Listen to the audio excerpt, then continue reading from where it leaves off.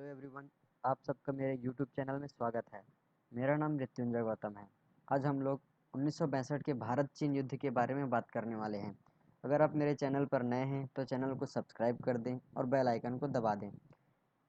भारत चीन सीमा विवाद, जो कि भारत की आज़ादी और विभाजन के बाद से ही विवाद में था, के लिए 1965 में भारत और चीन के बीच युद्ध हुआ। मैप पर शो किया हुआ येलो कलर वाला पार्ट डिस्प्यूटेड एरिया को शो करता है और रेड लाइन डिस्प्यूटेड लाइन है, जिस पर इंडिया और चाइना दोनों अपना कब्जा दिखाते हैं। अरुणाचल प्रदेश वाले एरिया को चाइना साउथ तिब्बत के रूप में अपने मैप में शो करता है।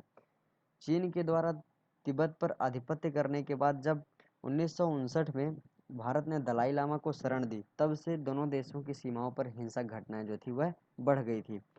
1951 से 1961 के दौरान इंडिया चाइना बॉर्डर पर माइनर अटैक्स होने लगे, जिसके कारण बॉर्डर पर अपनी नज़र रखने के लिए 1960 में इंडिया फॉरवर्ड पॉलिसी के थ्रू इंडिया ने बहुत सी स्थायी चौकियां बनाई थी। इसके बाद 1961 में चीन के झाओ उन लिन भारतीय दौरे पर आए थे। उन्होंने यह प्रस्ताव रखा था कि सीमा विवाद के क्षेत्र में अक्साई चीन वाले एरिया को चाइना अपने अधिकार में ले ले और अरुणाचल प्रदेश वाला क्षेत्र, जिसे नेफा कहा गया था, भारत अपने अधिकार में ले ले। लेकिन नेहरू जी ने इस प्रस्ताव को अस्वीकार कर दिया।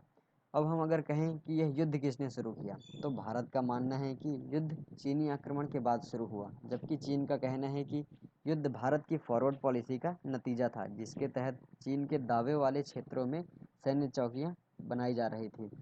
उसने यह भी आरोप लगाए थे कि भारत आक्रमण की तैयारी भी कर रहा था, क्योंकि चीनी हमला सीमा के सभी सेक्टरों में एक साथ शुरू हुआ, ईस्ट फ्रंट में नेफा और वेस्ट फ्रंट में लद्दाख में, एक ही समय पर 20 अक्टूबर 1962 को।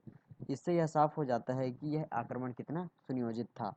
इस युद्ध के दौरान लद्दाख में 16,000 फीट की ऊंचाई पर स्थित राजंग लॉ का युद्ध हुआ था। 18 नवंबर 1962 को लद्दाख के चुशुल की बर्फ से ढकी पहाड़ियों करीब 16,000 फीट की ऊंचाई पर स्थित चुशुल एयरफील्ड पर युद्ध हुआ, जिसे आज भी दुनिया भर के आर्म्ड फोर्स के इतिहास में सबसे महान अंतिम स्टैंड के रूप में जाना जाता है। भारी तोपखानों से लदी हुई 5,000 से 6,000 सैनिकों की चीन की सेना ने सुबह सुबह हमला किया और उस क्षेत्र का संपर्क दूसरे भारतीय तोपखाने से अवरुद्ध कर दिया। मेजर शैतान सिंह के नेतृत्व में 13 कुमायूं कंपनी के 120 जवानों ने लास्ट मैन लास्ट ब्रेथ तक लड़ाई लड़ी। इन बहादुर 120 जवानों ने करीब 1300 दुश्मन सैनिकों को मार डाला। 120 सदस्यों की इस कंपनी में केवल 6 युद्ध में बच पाए। बाद में मेजर शैतान सिंह को परमवीर चक्र प्रदान किया गया। उनकी कंपनी और उनके अद्भुत साहस को देखते हुए कि वे यह जानते हुए भी आखिरी दम तक लड़े कि उनका हारना तय है, इस कंपनी को 5 वीर चक्र और 4 सेना मेडल से सम्मानित किया गया। यहाँ पर एक वॉर मेमोरियल भी बनाया गया है।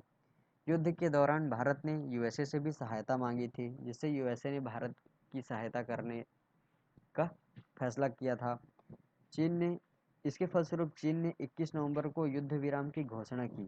साथ ही विवादित दो स्थानों में से एक से अपनी वापसी की घोषणा भी की, लेकिन इसके अंत तक अक्साई चीन पूरी तरह से चीन के नियंत्रण में चला गया। इस युद्ध में करीब 1386 भारतीय सैनिक मारे गए, 1700 सैनिक लापता हो गए और 4000 सैनिक युद्धबंदी बने। दूसरी तरफ चाइना के 750 सैनिक मारे गए और 1700 सैनिक घायल हुए। इस युद्ध में इंडिया की हार हुई, जिसकी प्रमुख खामियां यह थी कि इंडिया ने युद्ध में एयरफोर्स का प्रयोग नहीं किया था। साथ ही उसके पास हथियार और अन्य सामग्रियों का भी अभाव था, और प्रमुख कारण यह था कि इंडिया इस युद्ध के लिए तैयार ही नहीं था। इस युद्ध के बाद यातायात संसाधनों में सुधार किया गया, हवाई पट्टियों का निर्माण तेजी से किया गया। इसके अलावा हेंडरसन ब्रुक्स भगत रिपोर्ट में 1962 युद्ध में इंडिया की हार के लिए की गई कमियों का वर्णन है। इस युद्ध के बाद पंडित जवाहरलाल नेहरू जी का राष्ट्रीय और अंतर्राष्ट्रीय स्तर पर दबदबा भी कम हो गया। यह थी 1962 के युद्ध से जुड़ी जानकारी। अगर वीडियो आपको अच्छी लगी हो तो वीडियो को लाइक करें, शेयर करें और चैनल को सब्सक्राइब करें, ताकि आगे आने वाली वीडियोस की अपडेट्स आपको मिलती रहे। साथ ही जय हिंद कमेंट अवश्य करें। धन्यवाद।